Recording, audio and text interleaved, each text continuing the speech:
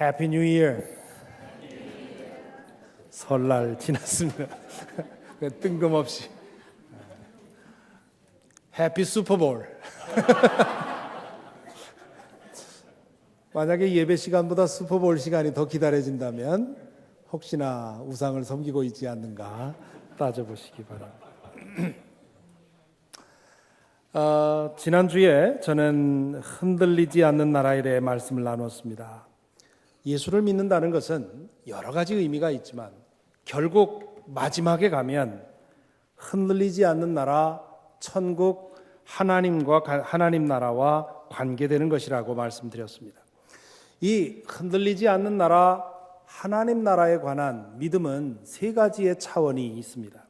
첫째는 하나님의 나라가 실제한다는 믿음이지요.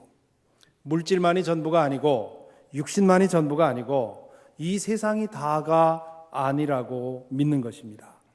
현미경으로 볼 수 있고 망원경으로 관측할 수 있는 세상 이상이 존재한다는 것을 믿는 것입니다. 우리가 보아하는 이 물질 세계는 우리가 다 알지 못하는 그 하나님 나라의 일부임을 믿는 것이지요. 하나님 나라가 언제 옵니까? 라고 묻는 바리새파 사람들에게 예수께서 이렇게 대답을 하신 적이 있습니다. 하나님의 나라는 눈으로 볼 수 있는 모습으로 오지 않는다. 또 보아라 여기에 있다 또는 저기에 있다 하고 말할 수도 없다. 보아라 하나님의 나라는 너희 가운데 있다. 너희 가운데라는 말은 두 가지 뜻으로 풀 수 있는데요. 우리 마음 안에라는 뜻도 되고요. 우리 중에라는 뜻도 됩니다. 하나님의 나라는 우리의 마음 안에 경험할 수 있는 것이고 또한 하나님의 나라는 온 우주를 품고 있어서 우리가 그 나라 안에 살고 있다는 뜻이지요. 예수 믿는다는 것은 그 나라의 눈을 뜨고 그 나라를 사는 것입니다. 둘째로 하나님 나라를 보고 듣고 살고 체험하는 차원입니다. 흔들리지 않는 나라 즉 천국은 믿음을 통해서 지금 이 땅에서 경험할 수 있는 것이고 또한 해야만 하는 것입니다. 바울 사도가 이 차원에 대해서 이렇게 말씀하신 적이 있습니다. 하나님의 나라는 먹는 일과 마시는 일이 아니라 성령 안에서 누리는 의와 기쁨과 평화와 기쁨입니다. 예배를 드리거나 혹은 기도 중에 혹은 주님의 말씀을 묵상하는 중에 하나님의 은혜로 내 존재가 깨끗이 씻김 받았다고 하는 그런 느낌을 가질 때가 있습니다. 나는 여전히 죄인이지만 그러나 하늘의 이슬로서 내가 온전히 깨끗이 씻김 받은 것을 경험할 때가 있지요. 내가 하나님 앞에 부족한 존재임에도 불구하고 하나님 앞에 온전히 받아들여졌다고 하는 사실을 확인하게 될 때가 있습니다. 그것을 성령 안에서 맛보는 의라 그렇게 말합니다. 때로는 그 무엇도 흔들 수 없는 기쁨이 그리고 평안이 내 마음을 들어 찰 때도 있습니다. 우리는 그런 방식으로 하나님의 나라를 지금 이 땅에서 경험하고 사는 것입니다. 셋째로 그 나라를 소망하고 사모하는 차원이 있습니다. 지금 믿음으로만 맛보는 흔들리지 않는 것들을 완전하게 누리게 될 그날을 사모하고 기다리는 것이지요. 주님 품에서 누리게 될 그 행복을 안다면 그것을 소망하고 또한 열망하고 사모하게 되는 것입니다. 믿음이 자라는 과정을 하나님 나라에 대한 믿음이 자라는 과정을 임신한 것에 비유하면 참 괜찮겠다 싶었습니다.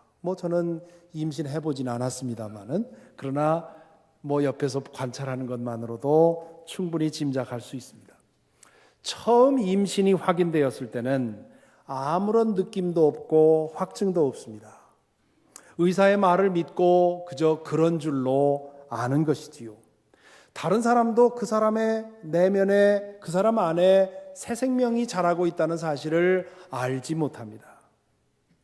그로부터 몇 주일이 지나면 뱃속에 아이가 있음을 직접 느끼기 시작을 하지요. 배가 점점 커지고요. 아이의 움직임이 느껴집니다. 그때가 되면 이제는 더 이상 의심하지 않습니다. 의사의 말을 듣고 믿었는데 이제는 내 몸을 통해서 그것을 느끼는 것이지요. 뱃속의 아이가 점점 자라면서 입덧도 하게 되고 몸도 무겁고 여러 가지 문제가 생깁니다마는, 그러나 그것은 그의 기쁨을, 어머니의 기쁨을 짓누를 수가 없습니다. 새 생명을 안고 있다고 하는 그 기쁨이 그 모든 불편을 해소하고도 남습니다. 그리고 이즈음 되면 다른 사람도 압니다. 아, 저 사람 속에 새 생명이 들어있구나 하는 것을 알게 됐지요. 그리고 또 시간이 흐르게 되면 그 아이가 밀고 나올 그런 날을 설레임으로 기다립니다. 그동안에 간접적으로만 느끼던 그 아이를 내가 직접 보고 손으로 만지고 그 냄새를 맡을 수 있다고 하는 것이 그 날을 손꼽아 기다리는 것이지요.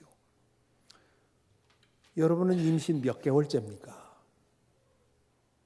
아마 여러분 중에는 임신 초기인 분들이 계실 것입니다. 그 나라가 있다는 것이 경험도 안 되고 잘 믿어지지 않지만, 그러나 예수님이 그렇다 하니, 혹은 성경이 그렇다 하니 그 나라가 있다고 그저 짐작하고 혹은 그걸 전제하고 살아가는 분들이 계실 것입니다. 또 여러분들 중에는 임신 중기에 계신 분들도 계시겠지요. 성경이 그렇다고 하니까 믿는 것이 아니라 그 나라가 내 안에 있고 내가 그 나라 안에 있음을 체험하는 것입니다. 시시때때로 꿈틀대며 발길질하는 그 아이의 그 움직임을 느껴가며 내 안에 생명이 자라고 있다는 것을 느끼는 것처럼 내 안에 있는 하나님 나라가 시시때때로 꿈틀거리면서 그 존재를 우리에게 드러날 때 우리는 그 하나님 나라에 기뻐하며 감사하게 되는 것입니다. 하나님 나라 안에 살아감으로 인해서 우리가 겪어야 하는 희생도 있고 또한 손해도 있습니다. 그러나 내가 하나님 나라 안에 있고 하나님 나라가 내 안에 있다고 하는 그 기쁨을 어찌하지는 못합니다. 이즈음 되면 다른 사람들도 저 사람이 다른 나라 사람인 것이 분명하다고 느끼기 시작을 합니다. 그런가 하면 임신 말기에 와 계신 분들도 계실 것입니다. 다 큰 태아가 언제든지 밀고 나올 것 같은 그런 느낌을 받으면서 그렇게도 기다리던 그 아이를 내가 직접 만져보고 직접 안아볼 수 있다고 하는 그 날을 기다리는 것처럼 내 안에서 꿈틀대던 그 하나님의 나라를 결국 내가 보게 될 것이라고 하는 그 날을 그리고 사모하는 것이지요. 그렇게 하나님 나라에 대한 믿음과 체험과 사모함이 강해지면 강해질수록 그 믿음은 우리의 생각과 말과 행실에 변화를 만들어냅니다. 지난주에 저는 히브리서 12장을 통해서 우리에게 나타나는 두 가지의 변화를 말씀드렸지요. 첫째는 어떤 상황에서도 기뻐하고 감사할 이유가 생긴다고 했습니다. 우리가 보통 상황이라는 말을 쓰면 그 대개 물질적이고 육신적인 상황을 가리킵니다. 그것이 전부라고 믿는 사람들은 상황이나 조건이 흔들려 버리면 그의 삶도 흔들려 버립니다.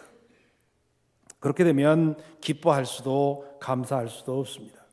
하지만 영원한 하나님 나라를 믿고 그 나라의 사람으로서 이 땅을 사는 사람은 상황이나 조건에 흔들리지 아니하고 영원히 우리에게 주어진 그것을 바라보며 언제나 감사하고 기뻐할 수 있습니다.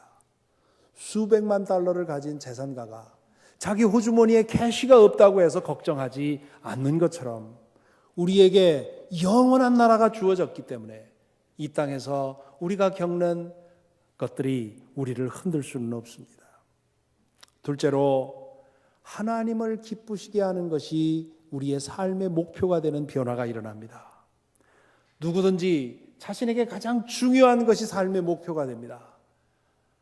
아이의 공부가 가장 중요하다고 생각이 되면 그 순간 그것이 나의 목표가 되고 나머지 모든 일들이 그 목표를 향해서 다시 자리를 잡게 되지요. 돈 버는 것이 가장 중요한 일이 되어버리면 그것이 어느 사이에 내 삶의 목표가 되고 나머지 모든 일들은 그 목표를 향해서 라인업하게 됩니다.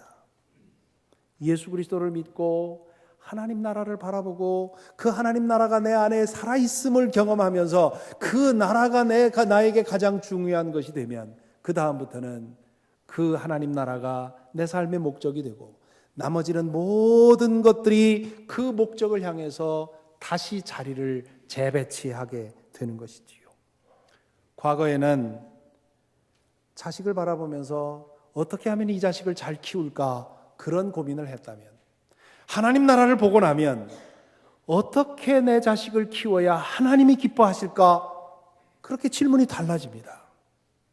과거에는 어떻게 하면 내 상사의 눈에 잘 들어서 속히 승진할까, 이렇게 고민했다면, 하나님 나라를 보고 나면 어떻게 내 상사에게 대하고 행동하는 것이 하나님을 기쁘시게 하는 것일까, 질문이 달라집니다. 과거에는 어떻게 하면 돈을 많이 벌 수 있을까, 그것을 고민했다면, 하나님 나라를 보고 나면 어떻게 하면 하나님이 기뻐하시도록 내가 돈을 벌고 돈을 사용할 수 있을까, 질문이 달라지는 것이지요. 삶의 모든 질문이 하나님을 중심으로 해서 다시 달라지는 것입니다. 영원한 하나님 나라를 믿고 경험하고 사모하는 사람에게 일어나는 변화가 하나가 더 있습니다. 셋째 변화는 그 나라에 대해서 전하고 싶어지는 변화입니다.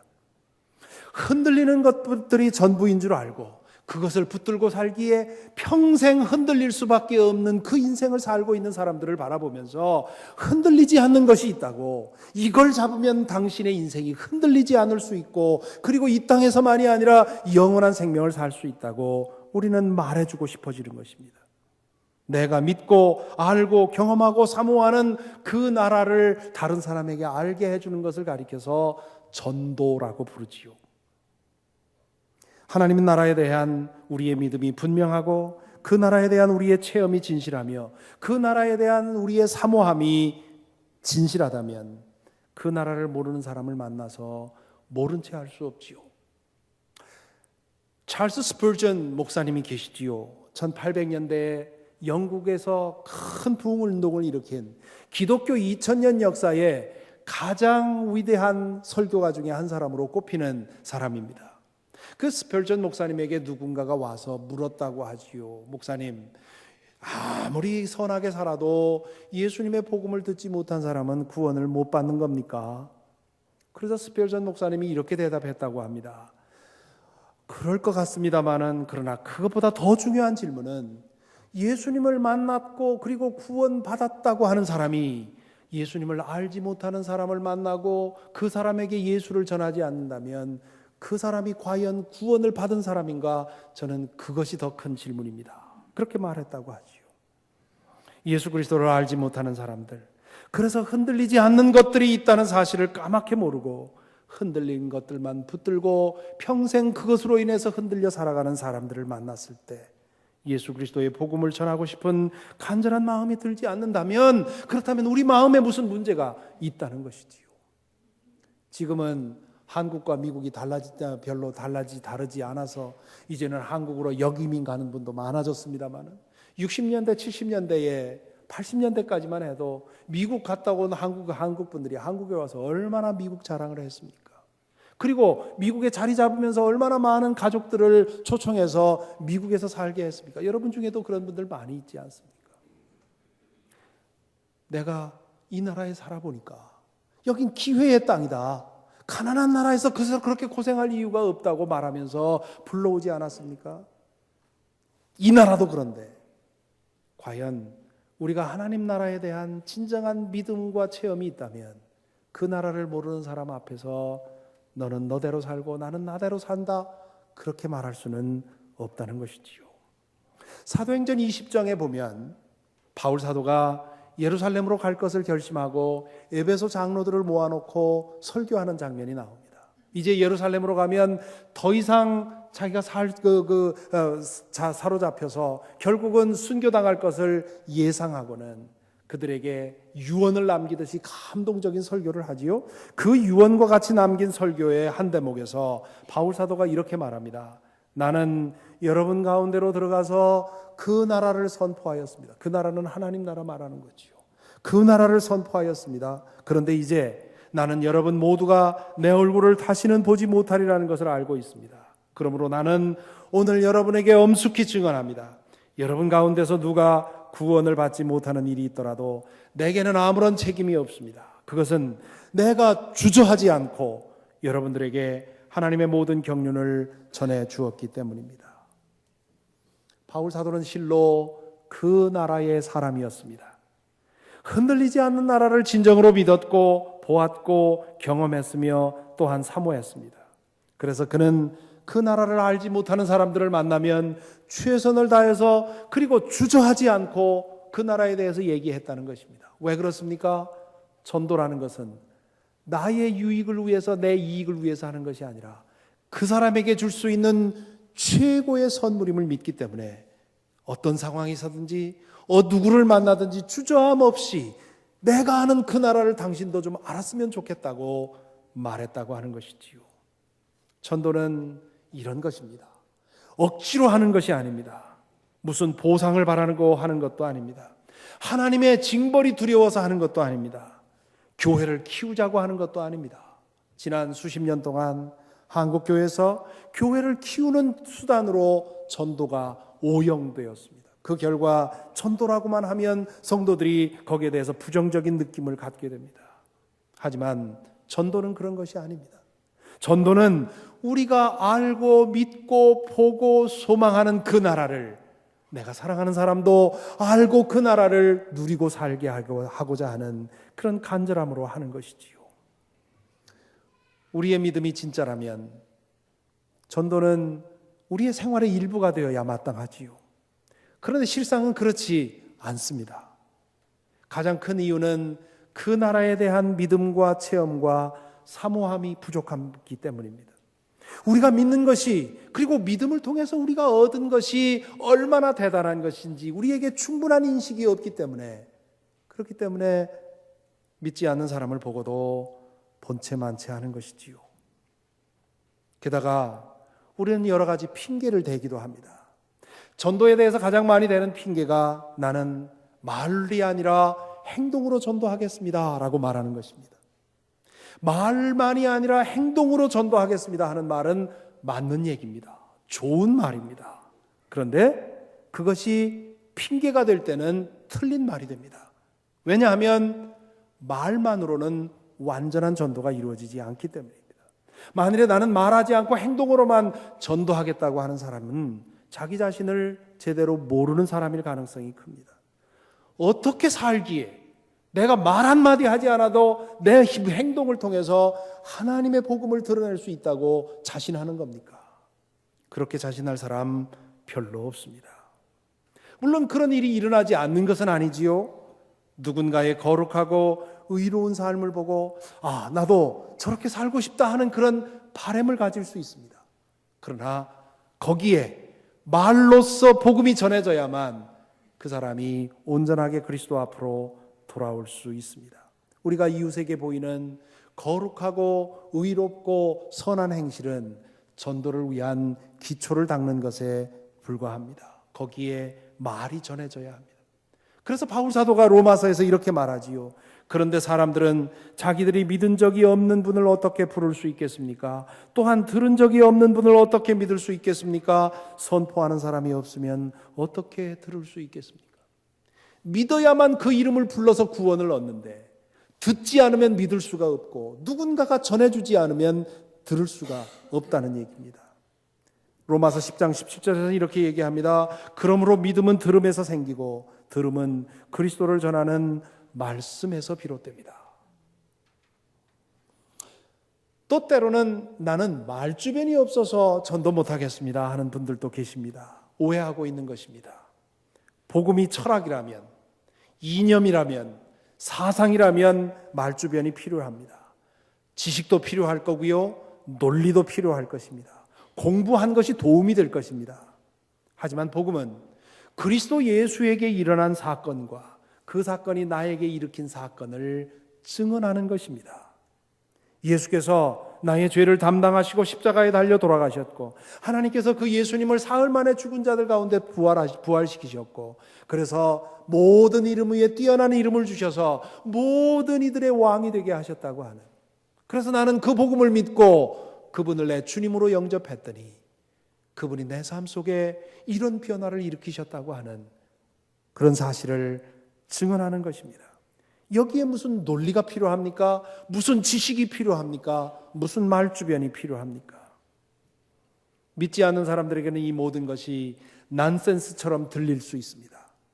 하지만 지금도 그렇지만 바울 시대에도 그랬던 것을 우리는 기억해야 합니다. 오늘 우리는 교회력을 따라서 고린도전서 1장을 읽었는데요. 그 1장의 그 18절에서 이렇게 말씀하시지요. 십자가의 말씀이, 이 십자가의 말씀이라는 것은 예수 그리스도께서 십자가를 통해 우리의 구원을 이루셨다는 말씀입니다. 이 십자가의 복음이 멸망할 자들에게는 어리석은 것이지만 구원을 받는 사람인 우리에게는 하나님의 능력입니다. 복음은 사상이 아니라 능력이라는 것입니다. 복음이 철학을 좋아하는 사람들에게는 어리석어 보일 수 있고 또 사상을 좋아하는 사람들에게는 유치하게 들릴 수 있지만 그러나 사람을 변화시키고 구원하는 능력은 오직 복음에만 있다는 것이 바울 사도의 말씀입니다. 그러므로 그 능력을 믿고 투박하게 있는 그대로 복음을 전하는 것으로 충분하다는 것입니다. 오늘 후반절에서 바울 사도가 이렇게 말하지요. 이 세상은 그 지혜로 하나님을 알지 못하였습니다. 하나님의 지혜가 그렇게 되도록 한 것입니다. 하나님께서는 어리석게 들리는 설교를 통하여 믿는 사람들을 구원하시기를 기뻐하신 것입니다. 유대 사람들은 기적을 요구하고 그리스 사람은 지혜를 찾으나 우리는 십자가에 달리신 그리스도를 전합니다. 그리스도가 십자가에 달리셨다는 것은 유대 사람에게는 거리낌이고 이방 사람에게는 어리석은 일입니다. 그러나 부르심을 받은 사람에게는 유대 사람에게나 그리스 사람에게나 이 그리스도는 하나님의 능력이요 하나님의 지혜입니다. 여러분은 무엇을 구하러 여기 오셨습니까? 이 주일, 주말, 이 귀한 시간을 여러분은 왜 여기까지 나오셨습니까? 깊고 깊은 사상을 추구하십니까? 고매한 철학을 듣고 싶습니까? 아름다운 문학 이야기를 듣고 싶습니까? 다 좋습니다. 다 좋은 것들입니다. 저도 다 사모하는, 사랑하는 것입니다. 하지만 결국 우리가 마침내 우리에게 필요한 것은 우리의 삶을 변화시킬 능력이 아닙니까? 죄의 굴레 안에서 우리를 해방시켜 줄 수 있는 능력, 영원한 것을 보게 하고 또한 그것을 경험하게 하는 능력, 영혼 깊은 곳까지 적셔주고 맑혀주고 또한 자유하게 하는 능력, 죽음의 문턱에서 내 앞길을 환히 비춰줄 그 능력, 내 자신 안에는 도무지 없는 그 능력, 그 능력을 원해서 여기까지 온 것이 아닙니까? 그 능력이 복음 안에 있다는 것입니다. 알고 보면 이 사실이 얼마나 위로가 되는지 모릅니다. 만일 우리의 구원이 철학이나 사상이나 이념을 이해하고 습득하는 것에 있다면 어찌 되었겠습니까? 머리에 쥐가 나도록 공부하고 연구해서 고민해야만, 그래서 어느 정도 수준에 올라야만 구원을 받는 것이라고 생각해 보십시오. 그러면 구원은 명석한 두뇌를 가진 소수에게만 가능할 것입니다. 머리가 나빠서 자라면서 학교에서 받은 수모도 억울한데 구원까지도 IQ로 결정된다면 그 얼마나 억울한 일이겠습니까? 만일 그렇다면 하나님은 과연 공평하신 하나님이겠습니까? 하나님께서 마련하신 구원의 소식이라면 가장 지능이 낮은 사람도 알아들을 수 있어야 합니다. 그래서 하나님은 철학이나 사상이나 이념을 구원의 도구로 삼지 않으시고 예수 그리스도에게서 일어난 사건으로 구원을 이루셨습니다. 이 사건은 누구나 이해할 수 있습니다. 아니, 단순한 사람일수록 더 잘 받아들이는 경향이 있습니다. 머리가 복잡한 사람들은 따지느라고 잘 받아들이지 못합니다.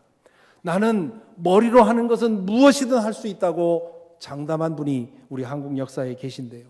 그런 사람들은 복음 앞에서는 오히려 더 문제가 큽니다. 복음 앞에서 머리가 총명하지 못한 것이 유리하다니, 이 얼마나 대단한 복음입니까? 그게 복음으로 안 느껴지는 분들은 상당히 똑똑한 분들입니다. 그래서 바울 사도는 오늘 읽은 말씀에 이어지는 본문에서 이렇게 말하지요. 그런데 하나님께서는 지혜 있는 자들을 부끄럽게 하시려고 세상의 어리석은 것들을 택하셨으며 강한 것들을 부끄럽게 하시려고 세상의 약한 것들을 택하셨습니다. 하나님께서는 세상에서 비천한 것들과 멸시받는 것들을 택하셨으니 곧 잘났다고 하는 것들을 없애버리시려고 아무것도 아닌 것들을 택하셨습니다. 이리하여 아무도 하나님 앞에서는 자랑하지 못하게 하시려는 것입니다. 지금 현재 사는 사람 중에 가장 똑똑한 사람이 십자가 앞에 무릎을 꿇었어도 내가 내 지능으로 구원을 얻었다고 말할 수 없다는 것이지요. 누구도 십자가의 구원 앞에서 내가 잘해서 구원받았다고 말할 수 없고 오직 나를 구원하신 분은 예수 그리스도라고 그리스도밖에 자랑할 것이 없다고 바울 사도는 여기서 말하고 있는 것입니다. 가끔 임종을 앞둔 부모님이 믿지 않고 돌아가시게 되었는데 이분에게 어떻게 했으면 좋겠느냐고 그 발을 동동 구르며 질문하는 분이 계십니다. 가장 좋은 것은 그분이 의식이 있을 때 주님을 영접하고 세례를 받으면 가장 좋겠지만, 그러나 그렇게 되지 않아도 포기하지 말고 계속해서 복음을 전해주라고 저는 말씀드립니다. 예수님께서 모든 죄를 사해 주셨으니 어머님, 아버님 부디 그 이름을 부르세요. 하나님께서 어머님을 사랑하시니 어머님 그 이름을 부르세요. 어머님 주 사망의 음침한 골짜기를 지나실 때 그 이름을 부르세요. 그것을 계속 말씀을 해주라는 말이지요. 그가 들은 복음이 스스로 능력을 발휘할 것이기 때문입니다. 그러므로 너무 늦었다고 해서 포기할 것이 아닙니다. 의식이 있을 때 복음을 받아들이지 않았다고 해서 포기할 일이 아닙니다. 복음의 능력에 맡기고 또한 하나님의 자비에 맡기고 그를 위해서 끝까지 기도하고 또한 복음을 전해주면 되는 것입니다. 살아있는 사람도 그렇습니다. 한 사람이 복음의 능력에 사로잡혀 그 앞에 무릎을 꿇기까지 많고 많은 사람들의 사랑과 수고가 쌓여야 합니다. 한 송이 국화꽃이 피어나기 위해서 봄부터 소쩍새가 그렇게 많이 울었다는데요. 한 사람의 영혼이 그리스도 앞으로 인도되는데 얼마나 많은 일들이 필요하겠습니까? 그 사람을 위한 기도가 쌓이고 쌓이며 복음을 듣고 또 들어서 그것이 티핑 포인트까지 이를 때까지, 임계점에 이를 때까지 가야 하는 것입니다. 그러므로 내가 누구에겐가 복음을 전했을 때, 혹은 내가 누군가를 위해서 그 영혼의 구원을 위해서 기도할 때, 그것이 기초공사를 하는 것일 수도 있고요, 중간쯤 벽돌을 쌓는 것일 수도 있고요, 또 때로는 마지막 티핑 포인트 그 하나를 쌓는 것이 되어서 내가 전할 때, 내가 그를 향해서 위해서 기도할 때 그가 주님 앞으로 돌아오는 경우도 있습니다. 더 많은 경우는 그렇지 않지요. 그렇기 때문에 우리는 그 모든 것을 하나님께 맡기고 벽돌 한 장 쌓는 마음으로 그를 위해서 기도하고 또 한 번 복음을 전하면 되는 것입니다. 사랑하는 성도 여러분, 그러므로 전도하십시다. 먼저 우리 자신에게 전도하십시다. 우리 감리교회가 배출한 위대한 선교학자 스탠리 존스 목사님은 주일 아침에 예배당에 앉아있는 사람들 중에 셋 중에 둘은 아직도 전도가 필요한 사람이라고 했습니다. 교회 다닌다고 해서 다 그 나라의 사람이 된 것이 아닙니다. 우리가 진실로 그 나라의 사람이 되도록, 그 하나님 나라를 믿고 알고 살고 그 나라의 그 현실을 경험할 수 있도록 복음의 능력이 내 안에서 움직여서 내 삶이 변화하는 일이 우리 안에 일어날 수 있도록 먼저 우리 자신에게 전도해야 되겠습니다. 그리고 그 나라의 사람이 더 많아질 수 있도록 우리가 믿는 그 하나님 나라, 우리가 아는 그 나라를 그에게 소개해야 되겠습니다. 우리는 이 땅에 하나님 나라가 이루어지기를 기도하지요.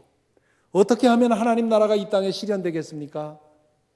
지난 2000년 동안에 하나님 나라를 이 땅에 실현시키기 위해서 돈 가진 사람들은 돈으로 한번 해봤고요, 권력을 가진 사람은 권력으로 해봤고요, 군사력을 가진 사람은 군사력으로 해봤습니다.